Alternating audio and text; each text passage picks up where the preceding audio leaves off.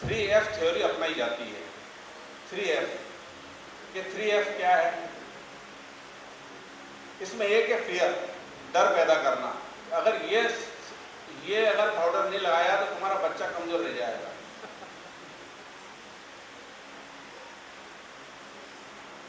ऐसा डर पैदा करते हैं और उसके कारण व्यक्ति उसके ऊपर जा रहा है। सपने दिखाना, फ्यूचर, कि मेरे कोचिंग में नहीं पढ़ाया तो तुम्हारा बच्चा आईएएस नहीं बन पाएगा, तुम्हारे बच्चे को आईएएस बनाना तो मेरी कोचिंग में पढ़ाओ। और अभी 4 दिन पहले एक कोई कौन है, संतोष तोमर नाम है, क्या नाम है, एक बेटी है, बच्ची है, उसने टॉप किया है, उसको 3 कोचिंग ने पढ़ाया है, उसका दावा किया है 3 कोचिंग ने। वो अपनी कोचिंग का विज्ञापन देने के लिए उनको पैसे देके और मेरी कोचिंग से पढ़े ये बताते हैं। तो लोग मजाक में कह रहे हैं कि टॉप करना इतना कठिन नहीं है जितना कठिन 3 कोचिंग में पढ़ के टॉप करना है। अब लोग ऐसा मजाक करने लगे हैं। यानी किस प्रकार से लोगों को बताना है कि मेरे कोचिंग में आकर बच्चों का भविष्य बनेगा, और इसलिए लोग लाखों रुपए उसमें बर्बाद कर रहे हैं। ये अभी अग्निवीर योजना आई, उसका विरोध किसने किया है? कोचिंग क्लास वालों ने विरोध किया है। लोग 4-4 साल कोचिंग चला रहे हैं और वो उनका सिलेक्शन नहीं हो रहा है मिलिट्री में, और 4 साल तक कोचिंग करा रहे हैं, और गांव वाले भी सोचते हैं कि चलो फसल बेचेंगे, पैसा वहां जमा कर देंगे। उनके कोचिंग का धंधा बंद हो रहा है उसके कारण, और इसलिए वो वहां पर दंगे करा रहे हैं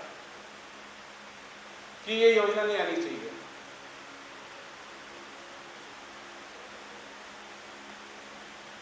और तीसरा जो ऐप है वो तो इतना मजेदार है कि जिसके बारे में सोच ही नहीं सकते।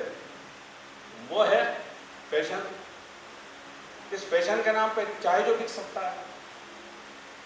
मैंने पिछली बार शायद बताया था कि फटी पैंटें भी बिक रही है उसमें, जिसमें जगह जगह छेद है। पहले कोई फटे हुए कपड़े पहन के आता था तो लोगों को शर्म भी आती थी, कोई सिल के लाता था, कोई उसमें कुछ ऐसा चिपका के लाता था, फिर बोलेगा तो चिपकाने से वो दिखता अलग से ठेकड़ा, तो उसके ऊपर कुछ न कुछ लिखा हुआ चाहिए चिपके हुए के ऊपर, तो थोड़ा सा दिखने में ठीक दिख जाएगा। ऐसे लोग तरीके अपनाते थे उसके लिए। लेकिन आज खुलेआम फटे कपड़े पहन के लोग घूम रहे हैं, उसको फैशन के नाम पर बेचा जा रहा है। एक इतना मजेदार कार्टून छपा था, उस कार्टून में ऐसा था कि एक दुकान है फैशन की, फटे हुए कपड़े अंदर लटके हुए हैं, 2 लड़कियां उधर से आ रही हैं, फटे कपड़े पहन के आ रही हैं, इधर से एक भिखारी निकल रहा है, वो भी फटे कपड़े में है, और वो भिखारी बोलता है, रुको, लड़कियों से बोलता है, ये मेरा एरिया है भीख मांगने का, तुम्हारा नहीं, तुम इस एरिया में नहीं आओगी। बोलता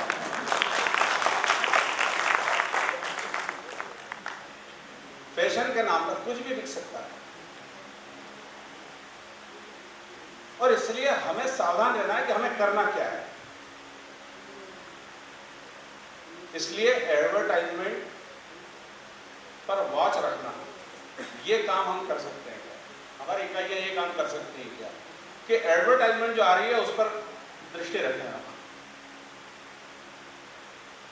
उस पर वॉच रखें। अगर मान लो कि एक लड़के 3 कोचिंग में पढ़कर वो हुई है तो उसका रिकॉर्ड निकलवा लो और उस पर केस लगवा दो। ये संभव है क्या? असंभव है ये।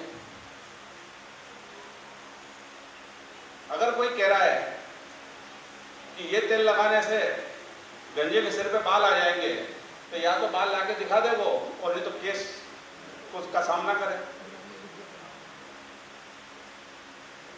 एडवर्टाइजमेंट के नाम पर कुछ भी देना, तो उस पर निगाह कौन रखेगा?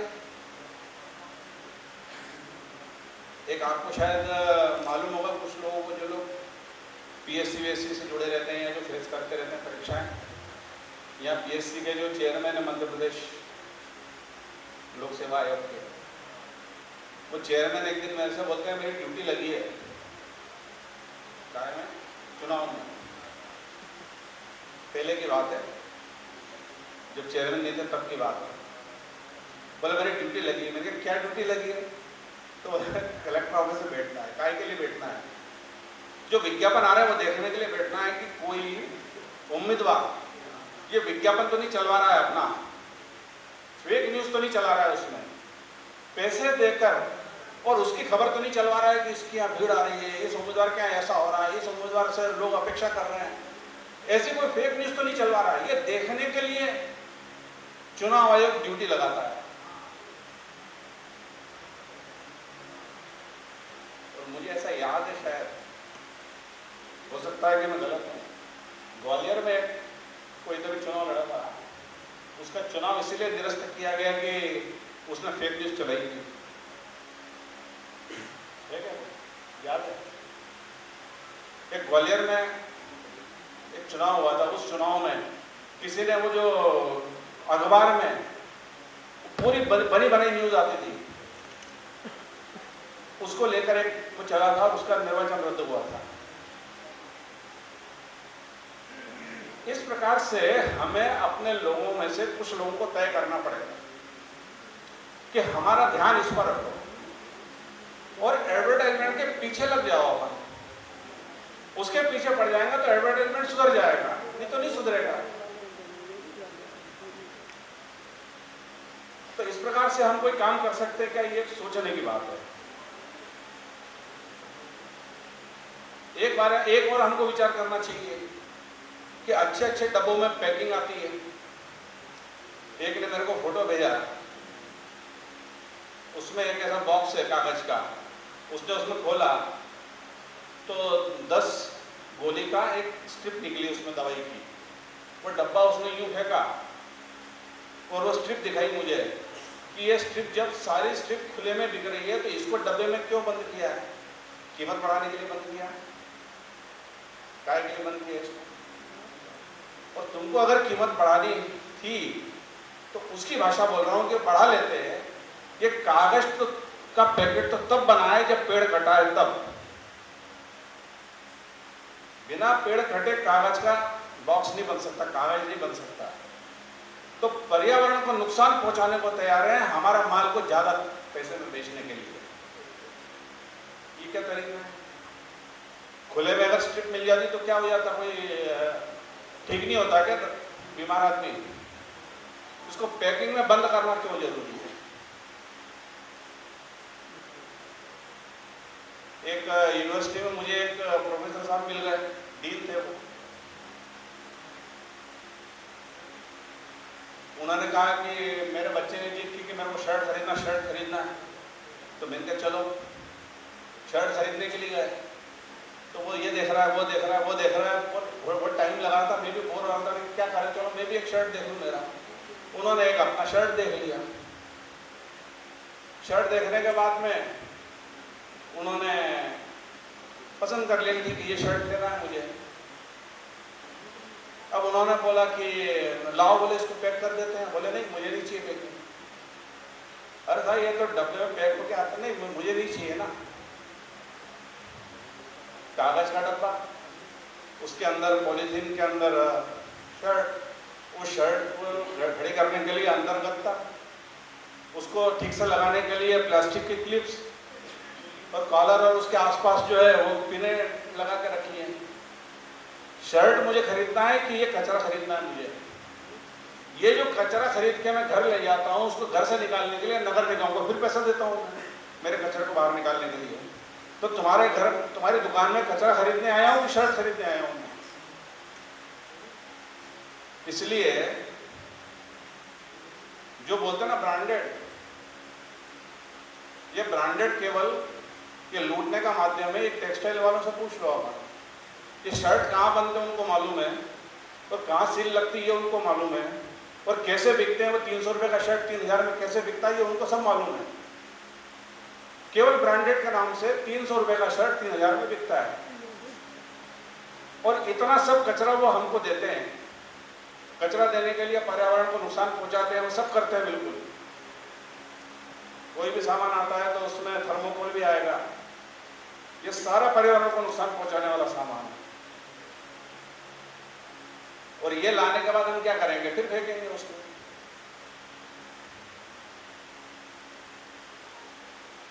तो शर्ट खरीदने के बाद में सारा कचरा वहीं निकालना, उसका वीडियो बनाना, उसको हाथ में ऐसा से गोल गोल लपेटना, और अपना झोला निकालना और उस झोले के अंदर ऐसा डालना ऐसा वीडियो बना के सबको प्रसारित करना, यानी ब्रांडेड को बेइज्जत करना, ये करना पड़ेगा। अगर लोकल को बदनाम करके ब्रांडेड के नाम से अगर वो पैसा अमेरिका ले जाना चाहते हो तो वो समझ जाएं कि अब ये खेल ज्यादा दिन नहीं चलेगा, और इसलिए उस ब्रांडेड की धज्जियां उड़ानी पड़ेंगी। ब्रांडेड है क्या? एक व्यक्ति डॉक्टर के पास पहुंचता है, वो बोलता है कि मेरी कमर में बहुत तकलीफ है। तो डॉक्टर बोलता है तुम्हारे जूते कौन से पहने हैं? जूते बोले वो ब्रांडेड पहने हैं। हाँ, बोले वो फेंक दो उसको, बदल दो। बोले अरे बोले भाई इतने महंगे जूते, हाँ इसीलिए तो कह रहा हूं बदल दो उसको, फेंक दो।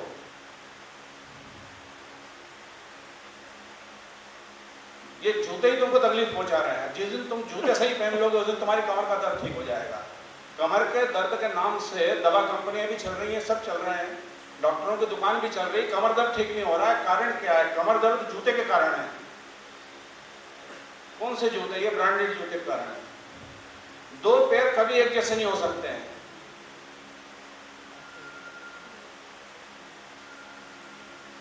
और भारतीयों का पैर और यूरोपियों का पैर के में भी अंतर है, और इसलिए जो लोग ऑनलाइन खरीदारी करते हैं उनको मालूम होगा, जब वो डालते हैं जूते लेने हैं तो पूछता है कि आप भारतीय हैं कि आप यूरोपीय देशों के हैं।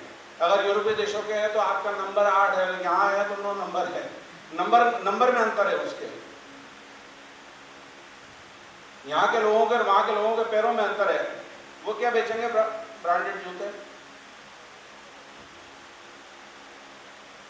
अब एक दिन ऐसी बात चली तो किसी ने बोला कि ऐसे कैसे हो सकता है करके, समझ में नहीं आ रहा है। शुरू में समझ में नहीं आती चीज। तो मैंने कहा यार कपड़े तो सिलना करना क्या है? तुम जो कुर्ता पहनते हो वो तुम्हारी बहन जहाँ कुर्ता सिलवाती है उससे सिलवा लो, और तुम्हारी बहन जो कुर्ता पहनती है वो तुम्हारा जो टेलर है उससे सिलवा लो। अरे भाई साहब कैसी बात कर रहे हैं? ऐसा होता है क्या? क्यों नहीं होता? बोले वो लेडीज टेलर है, वो उसका स्पेशलिस्ट है, ये अपने कुर्ते का स्पेशलिस्ट है। मैंने कहा जैसे ये उसका स्पेशलिस्ट है वो उसका स्पेशलिस्ट है, ऐसे जूते के भी स्पेशलिस्ट बैठे हुए हैं। उनको ढूंढना पड़ेगा तुम्हें, उनको बढ़ाना पड़ेगा आगे। ये जो तुमने वहां जाके जूते बनवा लिए, एक गली में जाकर घूमती में जाकर जूते बनवा लिए इसलिए तुम छोटे आदमी हो, ये जो तुमको बताया जा रहा है ये भ्रम पैदा किया जा रहा है। काहे के लिए भ्रम पैदा किया जा रहा है? क्योंकि उनको 2-2, 5-5 हजार रुपए के जूते बेचने हैं। इसलिए हमें ये सारे विषय लोगों के सामने निकाल के लाने पड़ेंगे कि ये जो भ्रम पैदा करने के लिए जो तरीके अपनाए जा रहे हैं, हमको भ्रमित करने के लिए जो तरीके अपनाए जा रहे हैं, हमें सही रास्ते पर लोगों को लाना पड़ेगा।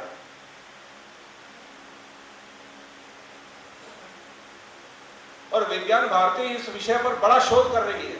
इस समय बहुत बड़ा शोध कर रही है इस विषय को लेकर। इसलिए हमको ये समझना पड़ेगा कि इस मीडिया का उपयोग करके जो हमारे दिमाग में गलत अवधारणा बिठा दी गई हैं, उन गलत अवधारणा को बाहर निकालना पड़ेगा। ऐसी अवधारणाएं जो पर्यावरण विरोधी हैं उनको बाहर निकलवाना पड़ेगा। ऐसी अवधारणाएं जिस हमारी जेब से ज्यादा पैसा निकालने का प्रयास करती है उनको बाहर निकालना पड़ेगा। इस प्रकार से करना पड़ेगा हमें, और विज्ञापनों पर पूरी दृष्टि रखनी पड़ेगी।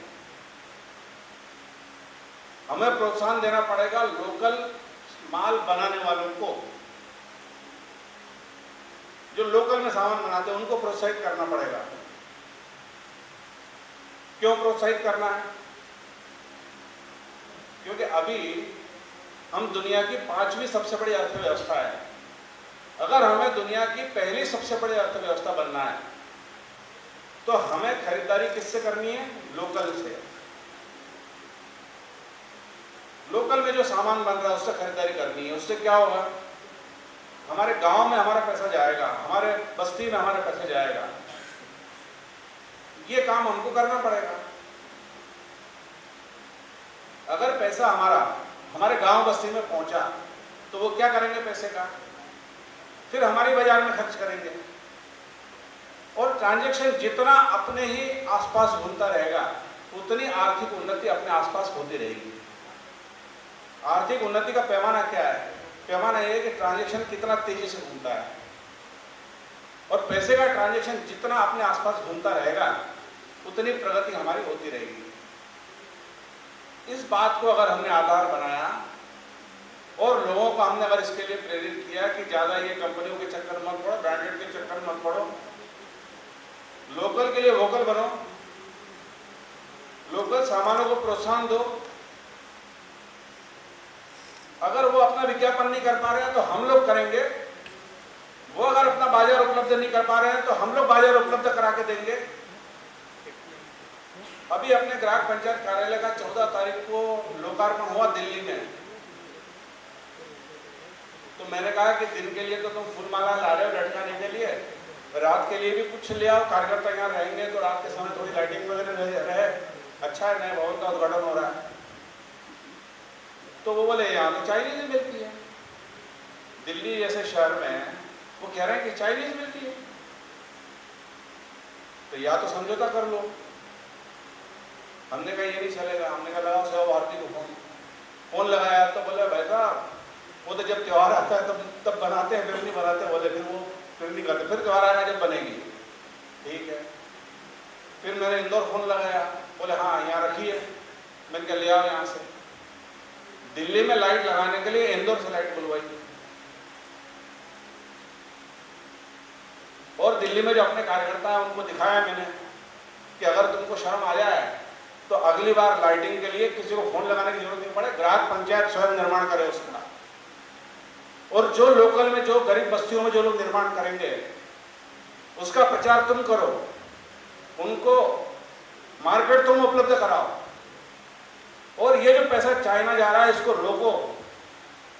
वो सब ऐसा ही और सब ऐसा ही है, करने से गुलामी बनी रहेगी। और अगर हमको परिस्थिति पर जीत हासिल करनी है तो जो परिस्थिति गलत है उसको बदल कर रख देंगे। ये संकल्प को मजबूत करना है हमें। कार्यकर्ताओं के मन में थोड़ा सा आया, और 2 कार्यकर्ताओं ने मेहनत करके एक कहीं तो ये कमरा ढूंढ लाया, वो ये जितना बड़ा मंच है इतना बड़ा कमरा ढूंढ लाया दिल्ली में। वो तो ऐसा कमरा तो ढूंढ लिया, आप बनवाना चालू करते हैं बोले यहाँ पर। थोड़ा प्रेरित करना पड़ेगा लोगों को। हमारा पैसा हमारे देश में रहना चाहिए। ग्राहक पंचायत ग्राहकों को ये समझाने में सफल हो जाए कि ब्रांडेड ये धोखा है, ब्रांडेड धोखा है, और लोकल जो सामान है उसको लेना है हमें। अगर लोकल में नहीं है तो हम स्वदेशी सामान पे जा सकते हैं। अगर लोकल भी नहीं है, स्वदेशी भी नहीं है, बिल्कुल मजबूरी है, तो फिर हम मल्टीनेशनल पे जाएंगे, वरना मल्टीनेशनल पे नहीं जाएंगे हम। ये भाव, ये ग्राहकों के मन में पैदा करना, इसके लिए सोशल मीडिया क्या भूमिका निभा सकता है, कैसे भूमिका निभा सकता है, कैसे पोस्टर्स तैयार कर सकता है, कैसे लोगों के मन में ये सब बातें ला सकता है, ये सब कुछ करने की जरूरत है, ऐसा मुझे लगता है इसमें। ऐसे ही जो कुछ विषय अभी चल रहे हैं, अभी हमने उठाए हैं, ऑनलाइन गेमिंग, उसके खतरे क्या हैं, बच्चों पर उसके क्या दुष्प्रभाव हो रहे हैं, बच्चे किस सीमा तक उस पर चले जाते हैं, माता पिता ने क्या निगाह रखनी है उन पर, स्कूलों में किस प्रकार से उनको उनके सामने बात रखने की जरूरत है, बच्चों को अच्छी दिशा देने के लिए कि ऑनलाइन गेमिंग इससे बचना है हमें। ये किस प्रकार से टास्क देते चले जाते हैं, पहले वो शुरू में फ्री होता है, बाद में फिर उसमें पैसे लगने लग जाते हैं, बाद में ज़्यादा पैसे लगने लग जाते हैं, बाद में बच्चे माता पिता के अकाउंट से पैसे चोरी करने लग जाते हैं। और एक गेम तो ऐसा आया था कि जिसमें लोग अपने हाथ की नसें काट लेते हैं, और एक व्यक्ति तो 7 मंजिल ऊपर से कूद गया नीचे। इस प्रकार के गेम में इतने अंधे हो जाते हैं, इतना ज़्यादा डूब जाते हैं कि उनको इस प्रकार के टास्क मिलते हैं, और हमारे यहाँ के जवान लोगों को बर्बाद करने के लिए उन्होंने एक तरीका अपना लिया है। और इसलिए इन खतरों से सावधान रहने की जरूरत है, ये लोगों को हमको बताना पड़ेगा। ये ओटीटी प्लेटफॉर्म क्या है? ओटीटी प्लेटफॉर्म जैसा वाहियात कोई प्लेटफॉर्म नहीं है।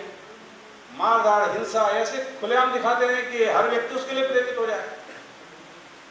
भारत की सेना को उसमें गलत कामों में लिप्त ऐसा दिखाते हैं।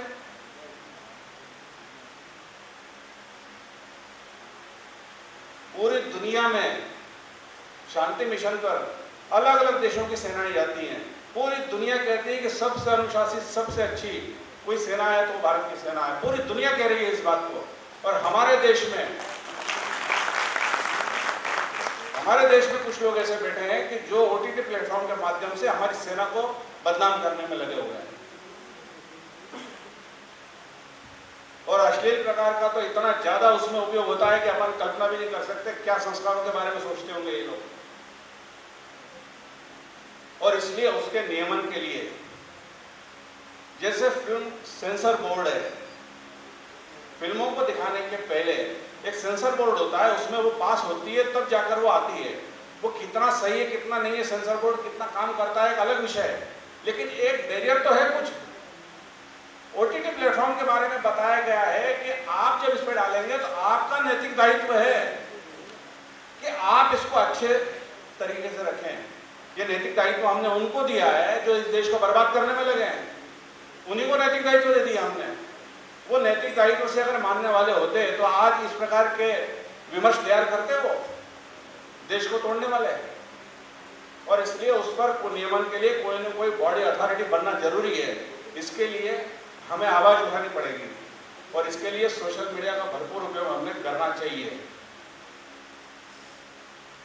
और आखिरी बात जो मैं इसमें कहना चाहता हूँ, उस हम सबको मालूम है कि जो एमआरपी है, ये एमआरपी धोखा है। किस प्रकार का धोखा है हम सबको मालूम है, मैं उसके बारे में बहुत ज्यादा वर्णन नहीं करूंगा। हम सबको मालूम है कि एमआरपी धोखा है, लेकिन अच्छे अच्छे पढ़े लिखे लोग उस एमआरपी नाम से जो कीमत लिखी रहती है वही कीमत समझते हैं। उन्हें नहीं मालूम है ये कि एमआरपी ने क्या होता है, क्या आदत में आ गया, ऐसा हो सकता है। मैं स्कूलों में बच्चों से पूछता हूँ एमआरपी क्या होता है, तो बच्चे बता देते हैं कि मैक्सिमम रिटेल प्राइस, इससे ज्यादा में नहीं बेच सकते, इससे कम में बेच सकते हैं, इस पर बार्गेनिंग का अधिकार है। और कुछ तो ऐसा होता है कि 250 रुपये एमआरपी लिखा है, हम हमारे यहाँ 200 में मिलती है, तो फिर दूसरी दुकान में पूछो तो बोलता हम तो 180 में देते हैं, तीसरी दुकान पूछो तो बोलता हम तो 160 में देते हैं। अरे भाई है कितने की है? इतना भ्रमित हो जाता है ग्राहक कि उसको समझ में नहीं आता कि फिर 250 क्यों लिखा है इस पे, ये समझ में नहीं आता है। और इसलिए 160 में दे रहे हैं तो आप कितना कमा रहे हैं, तो ये इसका कोई हिसाब नहीं है। अगर आप 160 में ले रहे हैं तो 160 पे टैक्स दे दीजिए, वो नहीं देंगे। टैक्स देंगे कॉस्ट ऑफ प्रोडक्शन पर, बनी कितने में, तो बनती 16 रुपए में, बेचते 160 में, 16 रुपए पे टैक्स देंगे, 160 में बेचेंगे और बताते हैं कि 250 की हम 160 में दे रहे हैं, तुम पे एहसान कर रहे हैं, ऐसा ग्राहकों को बताते हैं। इसलिए कोई मूल्य सूत्र होना चाहिए इसका। वही चीज खरीदी कितने में,